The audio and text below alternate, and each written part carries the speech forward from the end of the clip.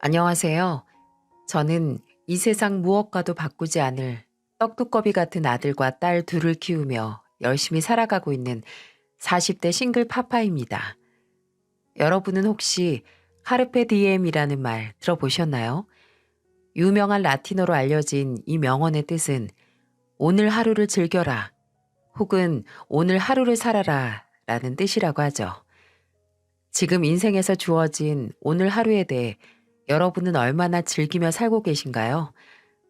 저는 얼마나 살게 될지 모르는 이 인생을 최대한 행복하게 즐기며 살려고 노력하고 있습니다.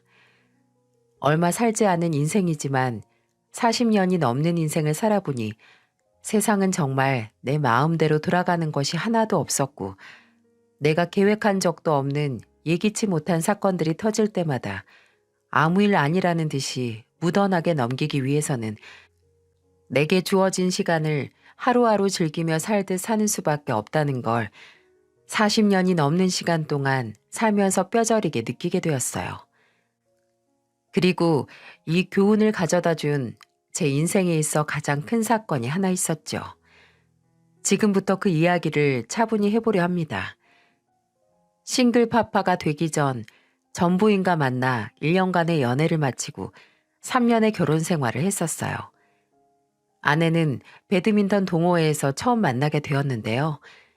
2년 정도 취미생활로 다니고 있던 배드민턴 모임에 아내가 처음 들어오며 첫눈에 반하게 되었습니다. 아내는 상당히 쾌활하고 흥이 많은 사람이었어요. 첫날 들어오자마자 모두에게 인사를 하면서 자신감의 존재를 알리더니 저에게는 대뜸 파트너를 해달라고 부탁을 하더군요. 안녕하세요. 저 오늘 여기 처음 온 김희진이라고 하는데요.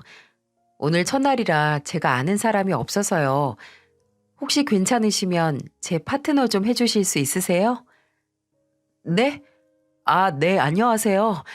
저는 여기 2년 정도 다녔고 박영민이라고 합니다. 파트너 해드릴게요.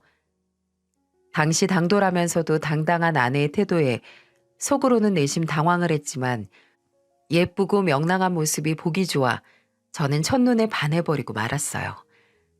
그리고 그 즉시 파트너가 되어주었고 그날부터 우리는 썸을 타기 시작해 연인으로 발전하게 되었습니다.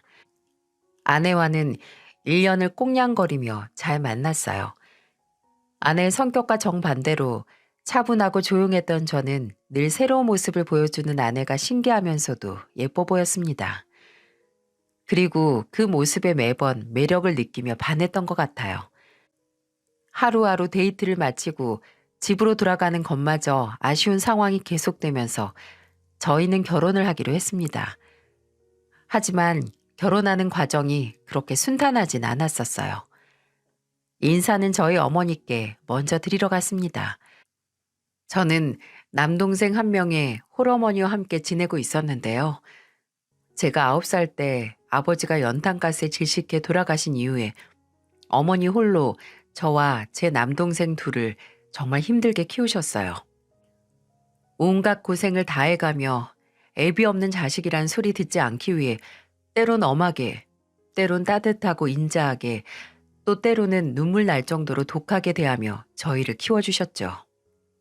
매일을 투잡 쓰리잡 해가며 악착같이 돈을 버셨고 그 덕에 저희 두 형제는 남부럽지 않은 교육 혜택을 받으며 대학교까지 졸업할 수 있었어요. 그 와중에도 돈을 모으는 족족 부동산 투자에 아끼지 않으면서 결국에는 경기도권의 작은 3층짜리 건물을 손에 쥘 만큼 억척스러운 삶을 사신 분이셨죠. 그런 고생을 해가며 힘들게 살아오신 어머니께 하루빨리 예쁘고 사랑스러운 며느리를 보여드리고 싶어 들뜬 마음으로 당시 여자친구였던 아내를 데리고 갔었어요. 하지만 거기에서 저는 꽤나 당황을 하고 말았습니다. 당연히 어머니가 여자친구를 마음에 들어 하실 거라 생각했었는데 나중에 헤어지고서 하신 말이 절 너무나 당황스럽게 만들었어요. 하지만 어머니의 말씀도 이해는 갔습니다. 당시 인사드린 자리에서 아내 행동이 상당히 튀긴 했었거든요. 어머니, 안녕하세요. 처음 봬요. 저는 김희진이라고 합니다. 영민 오빠한테 얘기 많이 들었는데 이렇게 실물로 뵈니까 훨씬 더 고우신 것 같아요. 어머, 이 피부 좀 봐. 어머니, 무슨 깐달걀을 얼굴에다가 심은 줄 알겠어요. 아, 그래요? 고마워요. 나도 우리 영민이한테 얘기 많이 들었어요. 성격이 아주 밝다고 하던데 정말 밝네. 어머, 우리 영민 씨가 어머니께 제 얘기도 하던가요? 아이, 암튼 주책이에요. 그쵸? 제가 성격 좋다는 소리는 많이 듣고 살아요. 어머님도 저 며느리로 들이시면 심심할 일은 없으실 거예요. 제가 워낙에 어른들한테 잘하는 타입이거든요. 이 사람 만나기 전에도 어찌나 주변에서들 가만히 안 냅두던지 남자들 들러붙지 며느리 하라고 어른들 들러붙지 하여튼 귀찮은 삶이었는데 우리 영민 씨랑 어머님은 진짜 복 받으신 줄 아세요? 당돌한 아내의 말에 저와 저희 엄마는 내심 당황을 했었어요.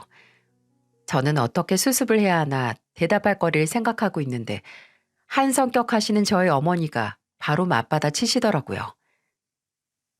어찌 나랑 우리 영민이만 복이겠는가. 자네도 이런 번듯한 남편과 만난 걸 복으로 알아야지. 지만 잘난 줄 알고 살면 안 돼. 내가 인생 선배로서 알려주는 건데 항상 내 덕이요 하지 말고 네 덕으로 내가 삽니다. 이러면서 살아야 하는 법이야. 자신감도 적당하게 있어야 하는 거라고. 어머, 어머니, 무슨 말씀을 그렇게 섭섭하게. 솔직히 영민 씨가 제가 그동안 만났던 사람들보다는 인물도 떨어지고 돈도 많이 못 벌어요. 그래도 뭐 사람이 좋은 사람 같아 보여서 제가 결혼하려는 거예요. 그러니까 우리 영민 씨가 저 만난 게 복 맞죠. 어머니도 참 처음 만나는 며느리 섭섭하게 훈계만 두시고 배고픈데 저희 얼른 식사해요, 식사. 여기 진짜 맛있는 곳이라 제가 어렵게 예약했어요. 엄마, 식사하세요. 이 사람이 말은 이렇게 해도 속으론 또 다 들었을 거예요. 그치? 당신은 예비 시어머니가 말씀해 주시는데 무슨 대답이 그래. 우리 둘 다 좋은 사람들이니까 같이 결혼하려고 하는 거지. 나도 당신이 필요하고 당신도 내가 필요하고. 그치? 엄마, 이 사람도 그 뜻으로 대답한 걸 거예요. 그러니까 얼른 식사하세요. 어머니는 더 당돌하게 나오는 아내의 모습에 기가 차신 듯 싶었습니다. 한마디 더 하려고 하는 게 눈에 보이길래 얼른 제가 나섰죠. 등에서는 얼마나 진땀이 빠지던지 그래도 나중에는 아내가 또 살갑게 대하는 것 같아 분위기가 잘 풀어진 듯 했는데 저희 어머니는 그게 아니신 듯 했습니다. 예, 너 꼭 이 결혼 해야겠니? 다시 생각 좀 해봐라. 나는 저애 영 마음에 안 든다. 아주 당돌하게 어른 앞에서 꼬박꼬박 말대답하는 거며 내 앞에서 아무렇지도 않게 전에 만난 남자들 하는 소리 하는 거며 다 들어보면 아주 그냥 개념 없고 싸 보이기 짝이 없다. 엄마, 그래도 싹싹하니 예쁜 면도 많이 있잖아요. 오늘 얼마나 엄마한테 잘 보이려고 신경을 많이 썼는데요. 그 집도 최고로 맛있는 거 대접해드려야 한다면서 본인이 직접 알아보고 예약한 거였어요. 그것도 결국엔 네 돈으로 다 산 거잖아. 내가 모를 줄 알고? 아까 다 봤다. 아이, 엄마 아니에요. 같이 한 거예요. 저 사람 보는 눈 있는 거 아시잖아요. 1년을 같이 지내봤는데 정말 좋은 사람이에요. 밝고 나한테 생기를 북돋아주는 여자예요. 저 조용하고 소심한 거 아시죠? 저 여자 아니었으면 이 정도로 웃는 날도 별로 없었을 거예요. 엄마는 내가 평생 웃지도 않고 우울하게 살았으면 좋겠어요? 그건 아니지. 내가 우리 아들 어떻게 키웠는데 당연히 밝게 살아야지. 거봐요. 이 사람이 날 웃게 해주는 사람이에요. 그러니까 엄마 결혼 허락해 주세요. 정말로 잘 사는 모습 보여드릴게요. 그래, 알았다. 너 정말 잘 살아야 돼. 알았지? 네, 엄마. 걱정하지 마세요. 정말로 잘 살게요. 어렵게 엄마를 설득하고 나서 이후에 처갓댁에 인사를 갔는데 거기에서도 저는 크게 당황할 수밖에 없었어요. 솔직히 말해서 내심 아내는 늦게 미용을 시작해 이제 막 디자이너를 달고 작은 헤어샵에서 적은 월급을 받으며 일을 하고 있었고, 저는 박봉이기도 해도 일찍 공무원이 되어 승진까지 해 안정적인 경제력을 가지고 있었기 때문에 쉽게 허락을 받을 수 있을 거라 생각했었어요. 하지만 이 모든 조건이 다 처가의 눈에는 하찮게 보였던 듯 싶습니다. 처음 가서 인사를 하는데 첫인상이 아주 쎄하더라고요. 안녕하세요. 처음 인사드립니다. 어머님, 아버님, 따님과 교제하고 있는 박영민이라고 합니다. 그래요. 무뚝뚝한 장인어른의 단답형 대답에 속으로 당황을 했고, 평소 엄마의 성격을 많이 닮았다고 하는 아내의 말을 기대하며 밝게 맞이해 주실 장모님을 기대하며 다시 인사를 드렸습니다. 그동안 희진 씨에게 이야기 많이 들었습니다. 어머님 닮아서 성격이 좋은 거라고 항상 이야기를 해와서 꼭 뵙고 싶었습니다. 이제야 이렇게 인사드리네요. 그러니까 1년이나 만났으면 중간에라도 한번 인사를 와야 하는 거 아닌가? 그건 좀 미안할 만하네요. 네? 아, 네. 그렇죠. 죄송합니다. 이 사람도 저도 바쁘고 하다 보니 인사를 늦게 드렸네요. 됐고, 우리 애한테 얘기 들어보니까 아버진 돌아가시고 어머니 혼자 계시다고? 거기다가 남동생 딸려 있으면 가장이나 마찬가지인데 결혼해서 우리 애가 그쪽 집안 맏며느리 노릇한다고 허리 휠까봐 아주 걱정이네. 인사드리자마자 득달같이 저희 가정사 얘기부터 꺼내며 탐탁지 않아 하는 예비 장모님의 이야기를 들으면서 저는 큰 충격을 받았어요. 첫 만남부터 이렇게 노골적으로 싫은 티를 낼 줄 상상도 못했었거든요.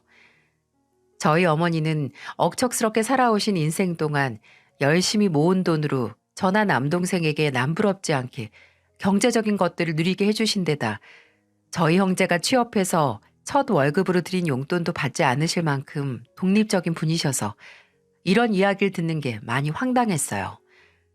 그래서 이 부분은 바로 해야겠다 싶어 정중히 말씀드렸습니다. 네, 장모님. 저희 어머니는 홀로 저와 제 남동생을 키우셨는데 지금껏 넉넉히 먹게 하시고 입게 하시고 풍족하게 필요한 것들 다 누릴 수 있게 해주시면서 키워주신 분입니다. 지금도 오히려 저희보다도 더 여유가 있으신 분이라 결혼 후에 희진 씨가 고생할 일은 없을 거예요. 다만 자식으로 할 도리는 해야 한다고 생각해요. 그건 저나 희진 씨 둘 다 양가 부모님께 최선을 다해서 잘할 거고요. 뭐 그건 그래야지. 뭐 어머니가 경제력이 좀 있으시다니 그나마 다행이네. 공무원 나부랭이 월급 박봉인 거 요즘 다 아는 시대인데 그나마 어머니 덕 좀 볼 수 있겠어서 다행이구만. 어쨌든 그래도 난 명절이네 뭐네 하면서 우리 딸 시댁 가서 고생하고 눈물 빼는 꼴 절대 못 보니까 그거 안 보게 할 자신 있으면 데리고 가고 자신 없으면 지금이라도 당장 그만두게나. 아니에요, 어머님. 희진 씨 행복하게 해줘야죠. 저 자신 있습니다. 결혼만 허락해 주시면 평생 웃게 해주겠습니다. 예비 장모님의 말에 반박할 말이 많았지만 그래도 사랑하는 아내를 놓치고 싶지 않아서 그날만큼은 받아줬습니다. 제 마지막 대답이 마음에 들었는지 예비 장모님은 평소 제가 익히 들었던 밝은 분으로 돌아와 대화를 잘 할 수 있었죠. 물론 좀 쎄한 부분은 있었습니다. 대화 내내 장인어른은 무뚝뚝함이 풀리지 않았고 장모님은 아버지가 왜 돌아가셨는지 공무원 월급은 정확히 얼마인지 하나하나 꼬치꼬치 캐묻는 게 기분이 좋지만은 않았어요. 첫인상이 좋지 않았던 만큼 좀 쎄하다고 생각했었는데 그건 결혼식장에서도 그대로 이어졌죠. 결혼식 당일에 저는 손님 맞이에 정신이 없었어요.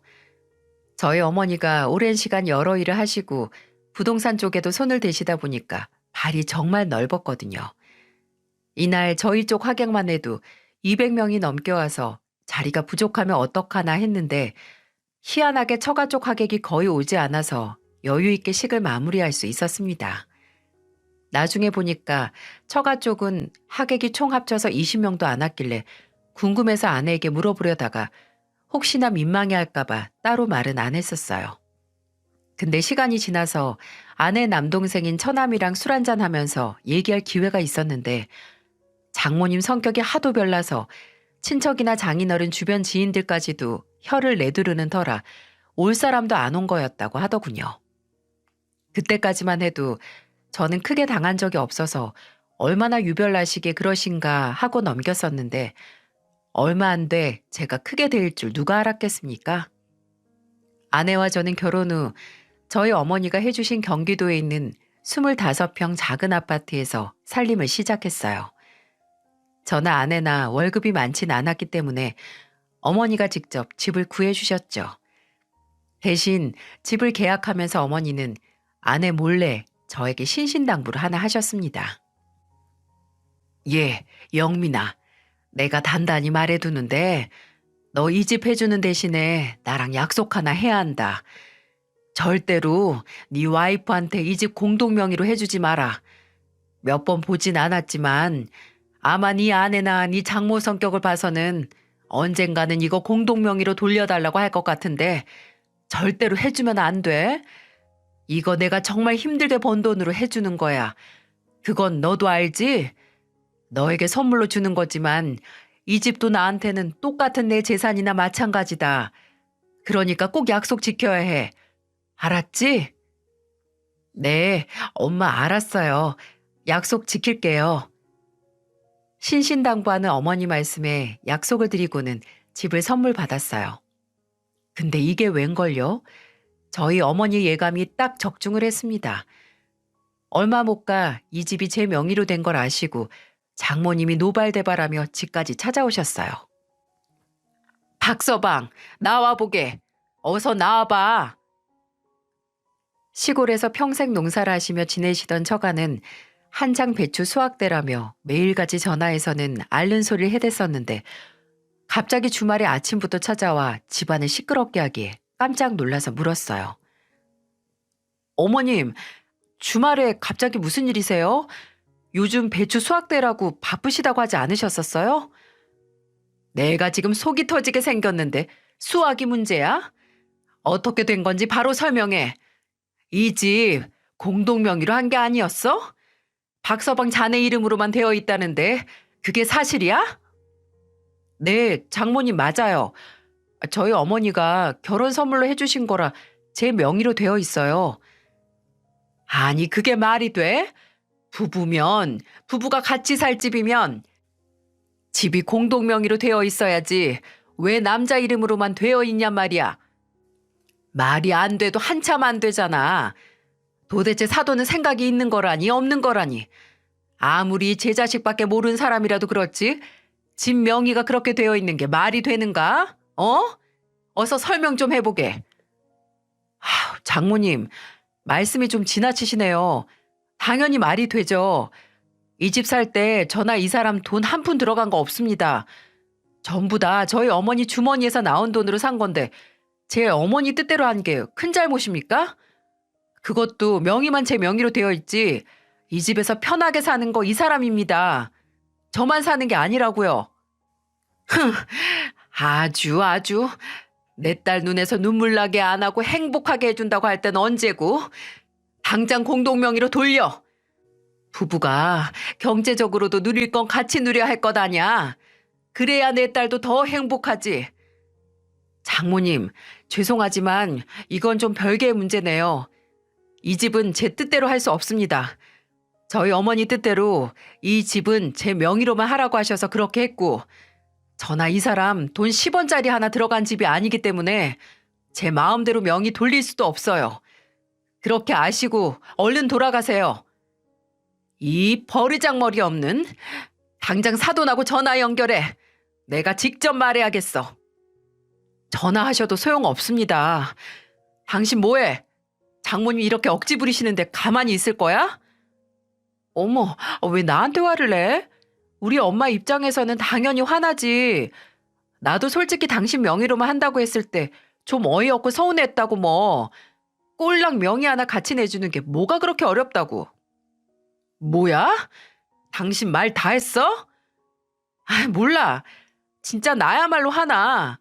우리 엄마가 여기까지 올라와서 그렇게 얘기를 하는데 사위란 사람이 말을 그렇게밖에 못해? 더럽고 치사해서 나도 싫어. 엄마, 얼른 내려가. 나도 더럽고 치사해서 명의 받기 싫어.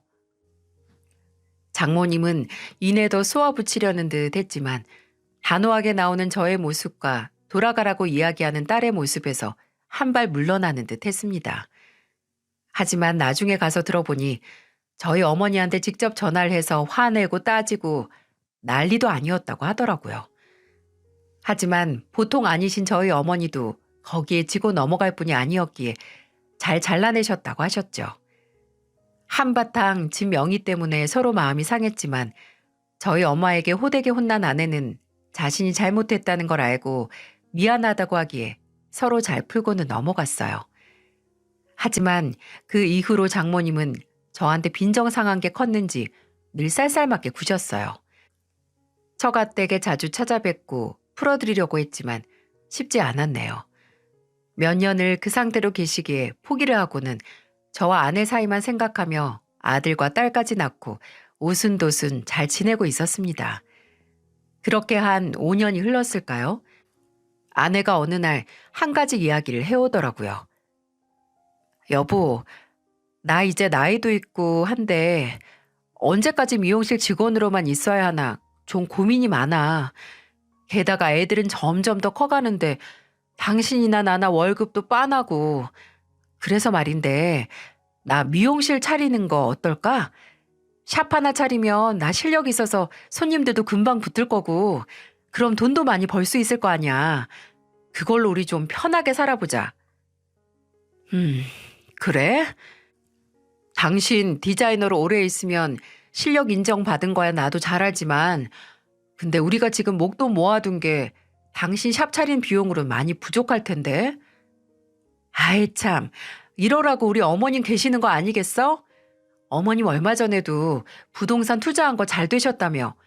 게다가 맏며느리가 더 잘 살고 싶어서 헤어샵 하나 차린다는데 어머니께 좀 도와달라고 말씀 좀 드려봐. 그치. 또 당신이 그동안 엄마한테도 잘하려고 노력했으니까 엄마한테 내가 말씀 한번 드려볼게. 어머, 정말? 고마워 여보. 벌써 샵을 차려준 것도 아닌데 좋아하는 아내의 모습을 보면서 다른 건 못해줘도 이것만은 꼭 해줘야겠다 싶어서 바로 어머니께 말씀을 드렸습니다. 그랬더니 다음날 바로 저와 아내를 찾아오셔서는 대뜸 질문을 하시는 거 있죠? 그래, 어제 영민이한테 들어보니 아가 헤어샵을 하나 차리고 싶다고? 네, 어머니. 저 정말 샵 하나 내면 잘할 자신 있어요. 그러니까 어머님이 좀 도와주세요. 대뜸 나한테 도와달라고 하는 거 무슨 경우냐? 너희들은 돈이 전혀 없는 거냐? 결혼한 시간이 얼만데 모은 돈이 하나도 없어? 아니요, 엄마 있어요. 돈은 계속 모으고 있는데 이 사람 샵 하나 차릴 정도는 안 되네요. 그동안 저나 이 사람 월급 뻔한데 애들까지 키우다 보니까 돈 모으는 게 쉽지 않았어요. 그래? 그럼 만약에 내가 못 도와주겠다고 하면 샵은 포기할 생각이었니? 어머님, 그게요. 어머님이 만약에 못 해주신다고 하면요. 이 집 담보로 해서 대출받을 생각이었어요. 저희가 돈 나올 구석이 이거 말고는 없잖아요. 뭐야? 아무리 은행 이자가 싸고 요즘 시대 대출 아무렇지도 않게 받는다고들 하지만 어떻게 그렇게 쉽게 생각해? 대출 그거 함부로 받는 거 아니다. 절대 안 돼. 어머니, 그럼 어머님도 안 도와주시는데 저희가 무슨 수로 샵을 차려요? 그럼 필요한 자금이 얼마나 되는데? 한 5천만 원이면 돼요. 그것만 있으면 샵 금방 차릴 수 있어요. 벌써 자리 마음에 드는 곳도 다 알아놨고 안에 들어갈 물건들도 싹 비용 빼놨거든요. 아이고, 엄청 차리고 싶긴 한가 보구나. 좋다. 내가 5천만 원 빌려주마. 대신 조건이 있다. 아무리 가족이라고 하지만 요즘은 다 정확하게 계약하는 거 알지? 나중에라도 상속세 문제 생길 수도 있기 때문에 차용증은 반드시 써야 해. 그러니까 5천만 원 언제까지 갚는다고 정확하게 이야기해라. 그럼 내가 빌려주마. 대신 이자는 안 받고 빌려주는 조건이니까 너희한테도 손해보는 장사는 아니지? 어머, 그럼요, 어머니. 진짜 우리 어머니 최고. 저 열심히 할 거라 무조건 3년 안에는 다 갚을 수 있어요. 그래. 그럼 정확하게 3년 안에 상환하고 상환하지 않을 시 네 명의로 된 가게는 나한테 넘어오는 걸로 계약서 내용 작성하자. 이 모든 건 다 법적으로 진행되는 거야. 동의하지? 네, 어머니. 당연하죠. 진짜 어머니는 대한민국 최고의 시어머니예요. 제가 평생 어머니한테 잘할게요. 지금보다 더 잘할 거예요. 아내는 평소에 어머니에게 전화도 자주 드리고 머리도 항상 해드리면서 살갑게 잘했기 때문에 저희 어머니에게 앞으로 더 잘할 거라는 것에 대해서는 의심할 여지가 없었어요. 너무나 기뻐하는 아내를 보며 저나 어머니는 흐뭇했고 말은 세게 하셨지만 결혼 후 첫인상과는 달리 싹싹하게 자라는 아내의 모습을 보며 마음을 많이 내주셨던 어머니는 뒤에서는 저에게 많이 도와주라는 당부까지 놓치지 않으셨어요. 그렇게 어머니가 빌려주신 5천만 원과 우리가 함께 모은 돈으로 좋은 자리에 헤어샵을 차린 후 비용은 많이 들었어도 자신 있어 하는 아내의 모습을 보며 저도 옆에서 열심히 응원하며 도왔습니다. 근데 처음에는 홍보가 덜 되어서 그런지 손님이 별로 없더라고요. 한 2개월을 좀 어렵게 넘어가는 것 같길래 제가 블로그나 SNS에 광고를 하며 외조를 해주었고 그 이후로 손님이 좀 몰리는 듯 했어요. 이후 5개월 정도 접어들면서부터는 괜찮았던 아내의 실력도 힘을 더 입어서 손님들이 많아지기 시작했고 그 이후에 고용된 직원들도 베테랑들이었기에 입지가 잘 굳혀가는 듯 했습니다. 그 덕에 월 매출액은 상승해가는 게 눈에 띄게 보였고 아내는 점점 더 신이 나서 일을 했어요. 그러면서 저희 부부 사이도 더 돈독해지며 앞으로 행복한 결혼 생활만 남은 듯 했죠. 하지만 몇 년이 못 가서 이 행복은 서서히 깨지기 시작했어요. 아내는 일이 점점 더 잘 되더니 어느 순간부터 의기양양해지기 시작했어요. 미용실이 끝나는 시간이 9시인데 칼같이 퇴근하던 사람이 어느 날부턴가 매일같이 늦게 들어오는 거예요. 아내는 샵에서 나올 수가 없어서 거의 아이들 픽업은 제가 다 했었는데 집에서까지 아내가 늦게 들어오는 바람에 독박 육아를 하는 날이 하루 이틀이 아니었죠. 무엇보다 쉬는 날에도 애들을 돌보지 않고 놀러 나가거나 집안을 전혀 돌보지 않는 경우가 수두룩했어요. 저는 도저히 이래선 안 되겠다 싶어서 몇 번 이야기하고 싸우기도 해봤지만 샵 하나 운영하면서 받는 스트레스가 어마어마하다면서 스트레스 풀기 위해 이 정도도 못하냐며 매번 화를 내기에 몇 번은 이해하고 넘어갔습니다. 하지만 그 정도가 지나친 사건이 계속해서 팡팡 터져만 갔네요. 한 번은 저희 목돈 모아두는 통장이 있어 한번 가계부 정리를 할 겸 살펴보는데 글쎄 돈 1,000만 원이 거기에서 빠져나간 흔적이 보이는 거예요. 그 돈은 장모에게 빠져나가 있었고 저는 그 길로 아내에게 물었습니다. 여보, 이거 어떻게 된 거야? 장모님께 1,000만 원 보내드렸어? 엄마 치아가 다 나가서 임플란트 해야 한다고 하더라고. 그래서 보내드렸어. 아니, 이렇게 큰 돈 보내드리는 거면 나한테 상의나 하고 보내야 하는 거 아니야? 어머, 무슨 상의? 당신 장모님 아파서 임플란트 하라고 보내드린 건데 거기에 상의 안 했다고 지금 화내는 거니? 당신 장모야, 당신 장모라고. 니네 장모가 음식도 못 씻고 힘들어한다는데 보내는 게 당연한 거 아니야? 지금 내가 보내드린 걸로 화를 내는 게 아니잖아. 부부 사이에 그런 큰 돈 쓰게 되는 거면 당연히 상의를 했어야지. 아우, 남자가 쪼잔하게 그깟 1,000만 원 지 장모한테 말없이 보냈다고 승질은? 알았어. 다음부턴 얘기하면 되잖아. 앞으로 혼자 독단적으로 큰 돈 쓰기만 해. 이 돈들 다 나중에 애들 대학 보내고 우리도 큰 집으로 이사 가려고 모은 돈인 거 당신도 알잖아. 근데 지금 그런 말이 나와? 잘못한 게 누군데? 알았다고 하잖아. 말할게. 앞으로는 말한다고. 됐지? 아내는 저에게 미안하다며 그 당시에 잘 넘어가는 듯 했습니다. 하지만 말뿐이었어요. 얼마 못 가 혹시나 싶어 한 번 더 통장을 보는데 이번에는 정말 뒷골 잡고 뒤로 넘어갈 뻔한 거 있죠? 글쎄 통장에 1,500만 원이란 거금이 장인에게 들어가 있는 게 찍혀 있는 게 아니겠어요? 당신 정말 이럴 거야? 이 돈은 또 뭐야? 이 1,500만 원은 뭐냐고? 왜 장인한테 내가 모르는 돈이 또 들어가 있는 건데? 그거 아빠가 급하게 사고가 났는데 쓰던 트럭을 폐차시켜야 한다잖아.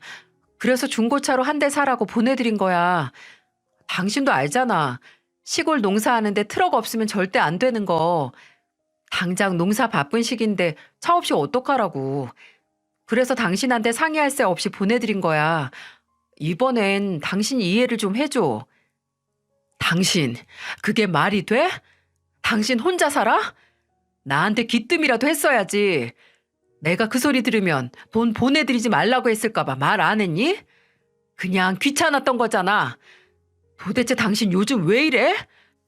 왜 이렇게 돈 쓰는 게 쉬워? 나한테는 말 한마디도 안 하고 말이야.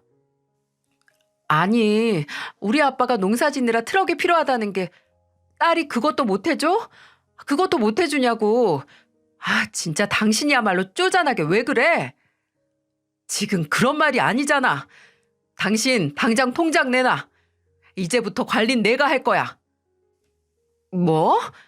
아니, 당신이 그걸 왜 해? 우리 둘이 같이 관리하는 건데.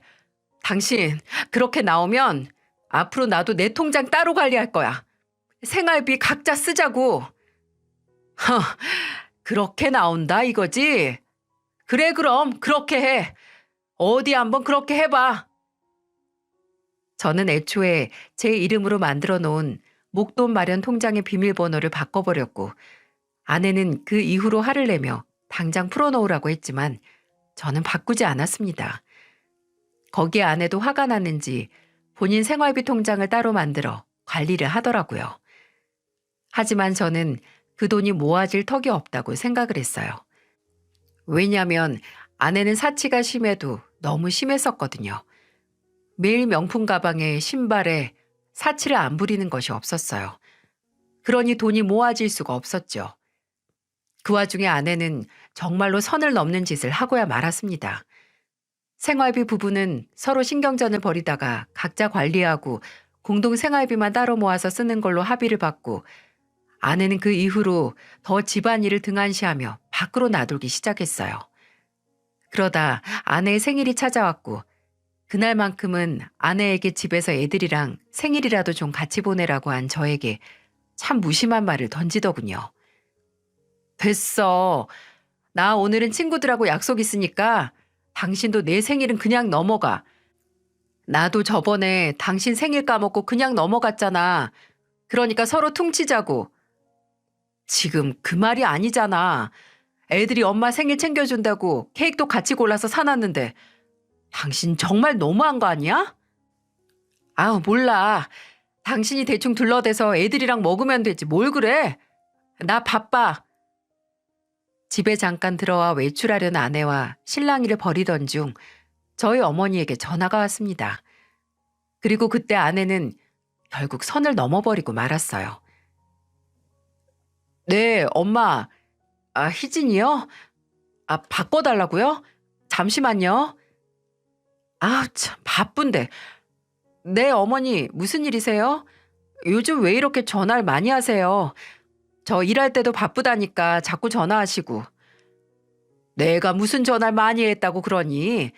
옛날에 그렇게 전화 많이 하던 애가 통 연락이 없기에 내가 몇 번 한 거 가지고. 참 됐고. 너 오늘 생일이지? 너네 둘 다 바쁜데 내가 생일상이나 차려주마. 집에 있지? 어머니, 혹시 심심하세요? 제가 시간이 있을 때야 어머님하고 놀아드렸지만 요즘은 저도 바빠요. 지금도 나가봐야 하는데 어머님 전화 받고 있느라 못 나가고 있고요. 생일상은 됐어요. 정 해주고 싶으시면 지금 애들 아빠랑 애들이 케이크 사놓은 거 있다니까 그거 가지고 와서 같이 드시던가요. 전 나가봐야 해서요. 이만 끊을게요. 싸가지 없이 전화를 받아버리는 아내의 태도를 보며 저는 머리끝까지 화가 났습니다. 어머니께도 다시 전화가 왔지만 제가 알아서 하겠다는 말과 함께 제 선에서 전화를 끊어버렸어요. 그리고는 말했습니다. 당신 제정신이야? 어떻게 시어머니한테 그따위로 대답을 해? 그게 며느리가 할 말이냐고? 내가 뭐 어때서? 그렇잖아. 요즘 어머니 시도 때도 없이 전화하신다고. 아, 내가 얼마나 귀찮고 힘든지 알아? 아주 그냥 모자가 귀찮게 하는데 뭐 있다니까? 아, 몰라. 나 지금 나갈 거니까 알아서 해. 아내는 화를 내는 저도 외면해버리고는 아이들도 챙겨보지 않고 곧장 나가버렸어요. 저는 화도 나고 어이가 없어 그날 아내에게 집에 들어올 생각은 꿈도 꾸지 말라며 전화로 통보해버리고는 아이 현관 비밀번호까지 바꾸고 못 들어오게 해버렸습니다. 새벽에 문을 두드리며 아내가 난리를 쳤지만 저는 끝까지 열어주지 않았어요. 하지만 아내는 그 뒤로도 반성의 기미가 영 보이지 않았습니다. 아이들은 엄마가 보고 싶다고 울고불고 난리가 났지만 저는 그래도 마음을 독하게 먹고는 문을 안 열어줬어요. 옷이라도 달라고 화를 내는 아내도 다 무시했네요. 그렇게 냉전 상태를 유지하던 중 저희 어머니와 아내가 약속한 상환날이 다가왔어요. 어머니가 저희 둘을 미리 부르시기에 그날은 어쩔 수 없이 같이 집으로 들어갔어요. 애미야, 1월 17일이 상환일인 거 잊지 않았지? 나도 지금 돈 나갈 때가 있으니까 그날 꼭 상환하도록 해라. 그 소리를 들은 아내는 대뜸 저희 어머니 앞에서 개소리를 하기 시작했어요. 네? 어머니, 설마 그 돈 진짜 받으려고 하셨어요? 그거 그냥 주신 거 아니에요? 무슨 소리냐? 차용증까지 다 써서 공증까지 받아놓은 마당에 그냥 주는 거 아니었다니? 애미 너 미쳤니? 어머니, 며느리랑 자식이 잘 살면 그게 다 아니에요? 어쩜 그렇게 매몰차세요? 어떻게 그 돈을 진짜로 받으실 생각을 하시냐고요? 얘 좀 봐라. 그 돈 빌려갈 때는 아주 내가 세상에서 최고다 최고다 하더니 이제 돈 좀 버니까 눈에 뵈는 게 없냐? 어디서 입을 싹 닫아? 미쳤다뇨? 어머님은 자식 위해서 이런 것도 못 해주세요? 제가 그동안 말은 안 했지만 제 친구들은요. 시어머니가 1억, 2억은 기본으로 그냥 해주고 그래요. 집도 다 사주고요. 내가 너네 집 안 해줬니? 그거 어차피 다 남편 명의잖아요. 제 것도 아닌데 그게 무슨 해주신 거예요? 그래, 그럼 그렇지. 그래서 내가 너 같은 애들 때문에 내 아들 명의로 해둔 거다. 그래서 공동 명의로 하지 말라고 한 거야. 아주 그냥 첫날 본 싹수가 정확한 거였는데 너도 내가 말은 안 했지만 네가 네 아버지 차 사주고 네 어머니 임플란트 해주면서 할 거 다 한 거 모를 줄 아니? 내가 해준 거 가지고 뭐라고 하는 게 아니다. 근데 그렇게 할 거면 네 남편한테 상의라도 했었어야지. 근데 이제 네 돈이라고 돈 좀 번다고 네 마음대로 행동해? 너한테는 절대로 공동명의 해줄 생각 없다. 만약에 상환일까지 안 갚으면 너 나랑 계약하고 공증까지 세운 거 다 기억하지? 그 계약서 그대로 진행할 거니까 그렇게 알아라. 너, 니네 시애미가 얼마나 무서운 사람인지 법으로 보여줄게. 네 가게 뺏기기 싫으면 당장 갚어. 어머니는 처음에는 요즘 들어 변한 아내의 태도를 보고는 혼만 내줄 생각으로 말씀을 하신 거였는데 태도가 아나 무인으로 나오니 정말로 화가 나신 듯 했어요. 결국 계약서 이야기까지 나오면서 사건은 더 터지게 되었습니다. 아, 여보, 당신이 좀 말려봐. 어머니 진짜로 받을 생각인가 봐. 당신 올챙이적 생각해. 당신 우리 엄마 아니었으면 여기까지 오지도 못했어. 그러니까 나한테 어머니 설득하란 소리 하지도 마. 나도 이번만큼은 당신 편 들어줄 생각 일절 없으니까. 당신 돈, 당신이 알아서 한다며. 그렇게 잘 버는 돈 얼마나 관리 잘했는지 여기에서 보면 되겠네. 그리고 이런 문제도 당신 돈 나가는 일이니까 당신이 알아서 관리해. 괜히 나 설득해서 우리 엄마 돈 꿀꺽할 생각하지 말고 나도 지금 공무원 월급 받는 건 내가 다 알아서 하잖아. 언제 당신한테 도움 달라고 한 적 있어? 그러니까 이번 일도 다 알아서 해. 아, 돈이 없는데 어떡해. 왜 돈이 없어? 당신 몇 개월이면 돈 1,000만 원은 그냥 만든다면서? 한심하긴. 내가 당신이 사치 심할 때부터 알아봤어.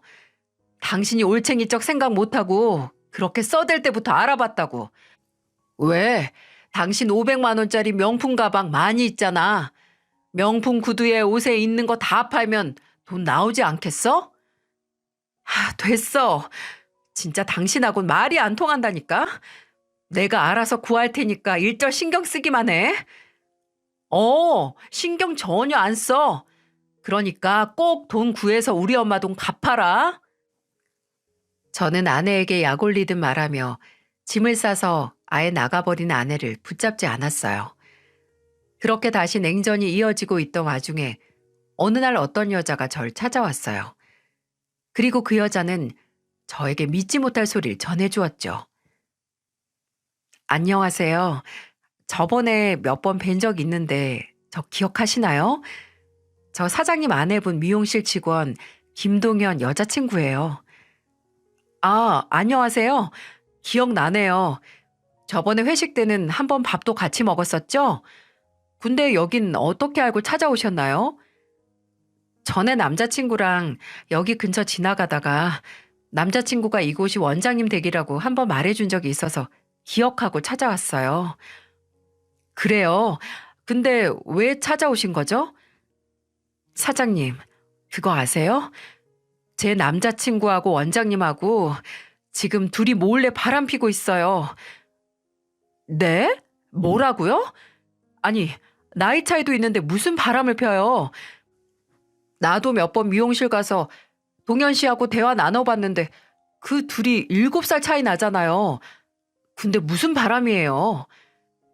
사장님도 모르셨구나. 저도 얼마 전에 알았어요.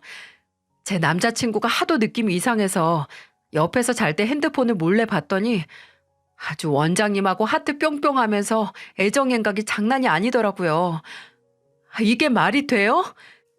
그래서 남자친구한테 먼저 말하기 전에 어떻게 대처를 해야 하나 싶어서 이렇게 사장님께 먼저 찾아왔어요.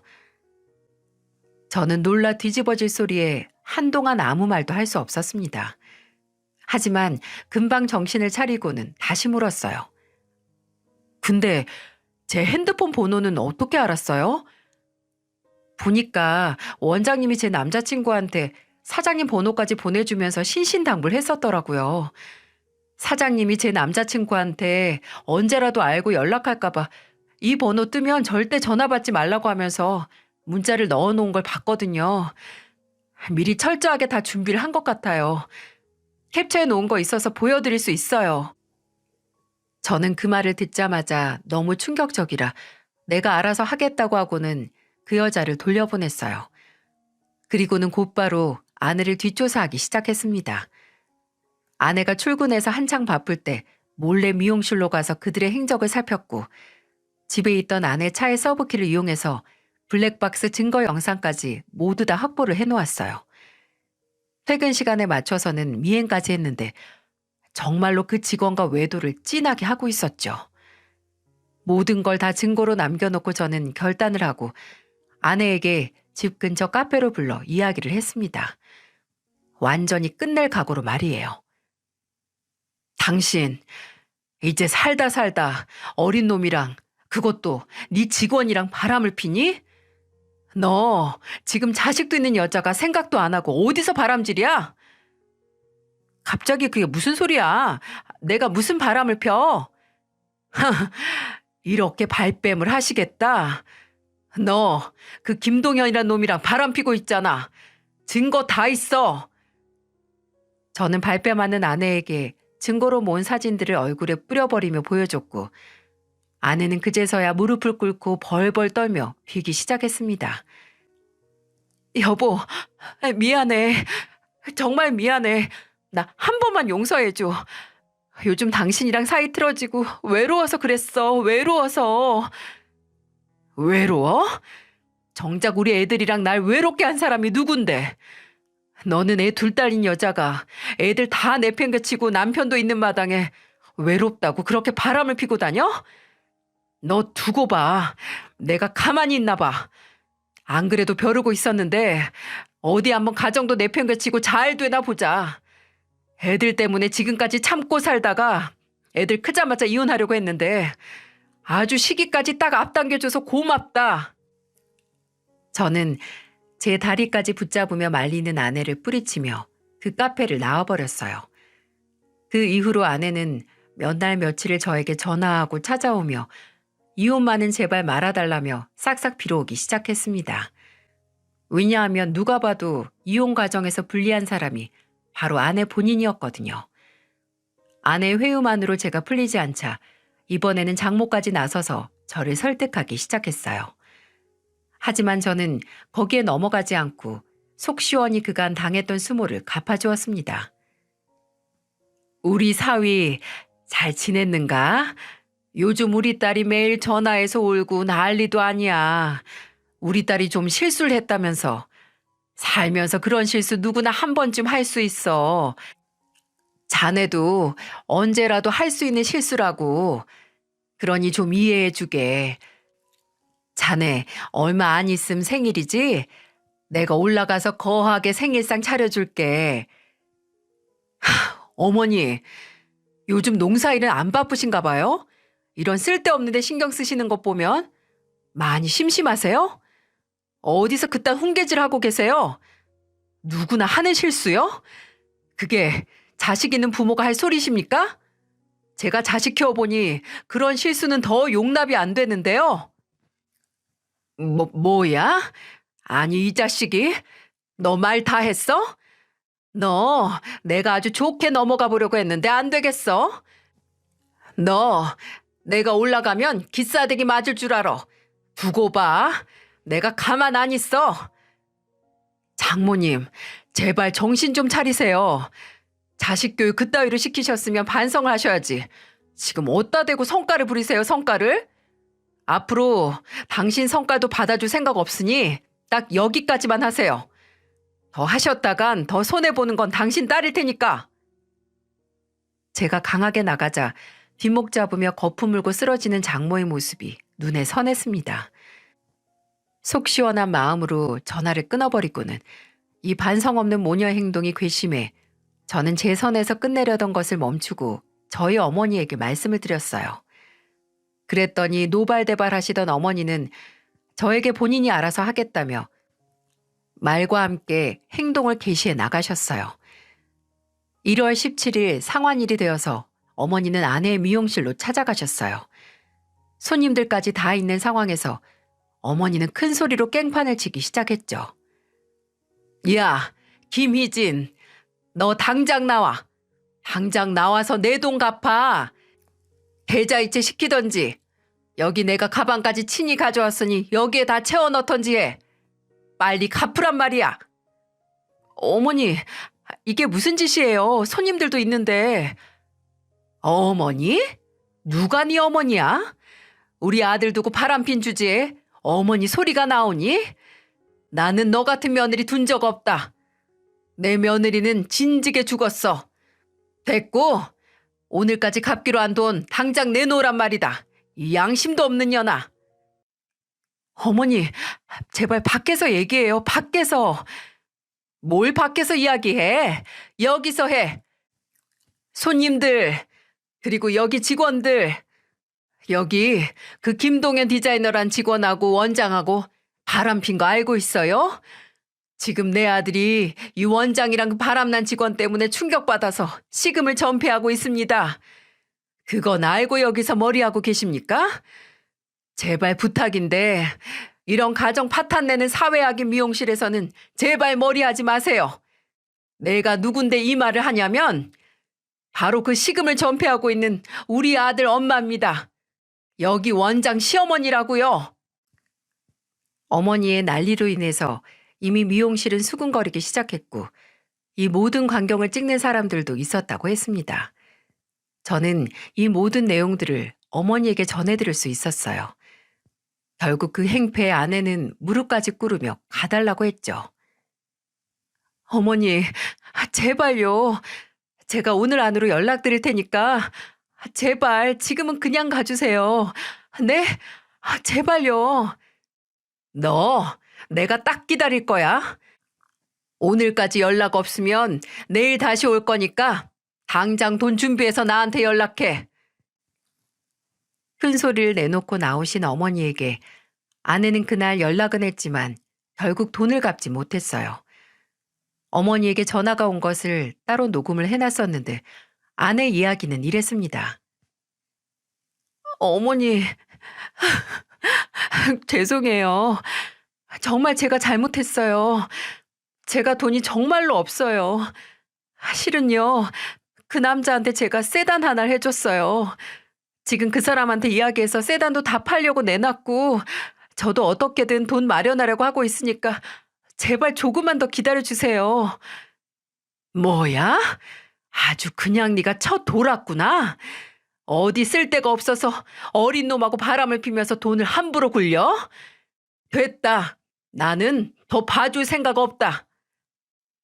어머니는 바로 전화를 끊으며 계약 내용대로 가게를 뺏으려고 절차를 밟아 나갔고 그걸로 끝나지 않고 명예훼손으로 소송당할 생각까지 다 감안하고 현수막을 제작해 그 미용실 앞에 여기 원장 때문에 내 아들이 죽기 직전입니다. 내 아들, 손주들 놔두고 여기 직원과 바람을 핀 이 미용실 원장을 고발합니다.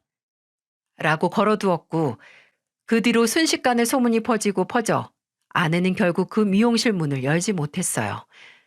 이미 직원들도 다 나간 상황이라 열 수도 없었고요.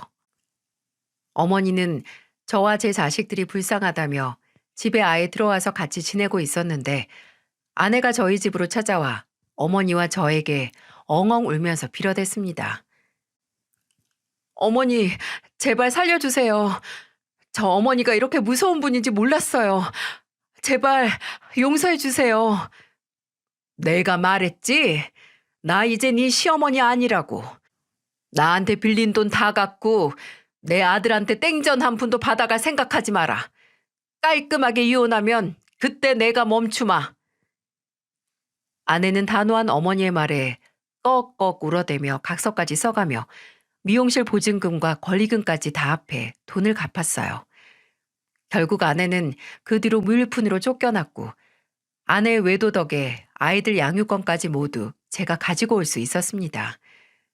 그리고 거기에서 끝나지 않고 그 상간남에게도 위자료를 청구해 1,500만 원의 돈을 받아낼 수 있었죠. 저는 이 돈은 제가 혼자서 다 가지고 오지 않고 나에게 아내의 외도 사실을 알려준 그 상간남의 여자친구에게 절반을 떼주었어요. 이 돈 가지고 가서 필요한 데 쓰세요. 그쪽도 남자친구가 바람핀 거 알고 마음고생 심했을 텐데 그거 보상이라고 생각해요. 아니에요. 제가 이 돈을 어떻게 받아요. 사장님께서 고생해서 얻어내신 건데요. 아니요. 그쪽 없었다면 아내가 한지도 모르고 그냥 넘어갔을 거예요. 그러니까 사양 말고 받아요. 감사합니다. 그럼 받아서 좋은 곳에 쓰겠습니다. 정말 착한 여자였던 그 사람은 결국 저의 권유에 못 이겨 그 돈을 받아갔어요. 그렇게 모든 것을 다 마무리하고 저는 현재 아이들과 어머니와 넷이서 잘 살고 있습니다. 착한 둘째 놈은 재수 씨와 같이 가끔씩 찾아와 우리 애들도 봐주고 그러네요. 이번 일을 계기로 저는 저희 엄마를 잘 안다고 생각했는데 또 한 번 대장부 모습이 나오는 걸 보고 한 번 더 존경하게 되었습니다. 아내는 이 사건 이후로 잘못했다며 아이들만이라도 한 번만 보여달라고 하는데 저는 절대로 안 보여주고 있어요. 그동안 엄마 노릇도 얼마 안 했으면서 애들을 보여달라는 게 참 어이가 없더라고요. 게다가 양육비도 상황이 어렵다며 안 주고 있는데 저는 이 돈 받을 생각 없습니다. 오히려 이 돈 안 줘도 괜찮으니까 끝까지 저랑 제 애들 앞에 안 나타났으면 좋겠어요. 근데 또 저희 어머니 생각은 달라서 그 돈 꼭 받으라고 하시더군요. 그 돈이 필요해서가 아니라 부모로서의 책임을 그렇게라도 지게 해야 한다며 그래야 정신을 차린다고 하셨어요. 그리고 그 돈은 우리가 또 좋은 곳에 쓰면 되는 거라고 하시는 모습을 보면서 정말로 저희 어머니가 대단하신 분이다라는 생각을 하게 되었네요. 이번 달까지 안 주면 소송을 걸자고 하시는데 여러모로 좀 고민이 많으면서도 저희 엄마가 한 번도 틀린 적은 없어서 이번에도 잘 따라야지 생각하고 있습니다. 여러분, 인생의 동반자는 정말 신중하게 만나셔야 해요. 저는 이번 일을 겪으면서 깨달은 바가 많은데요.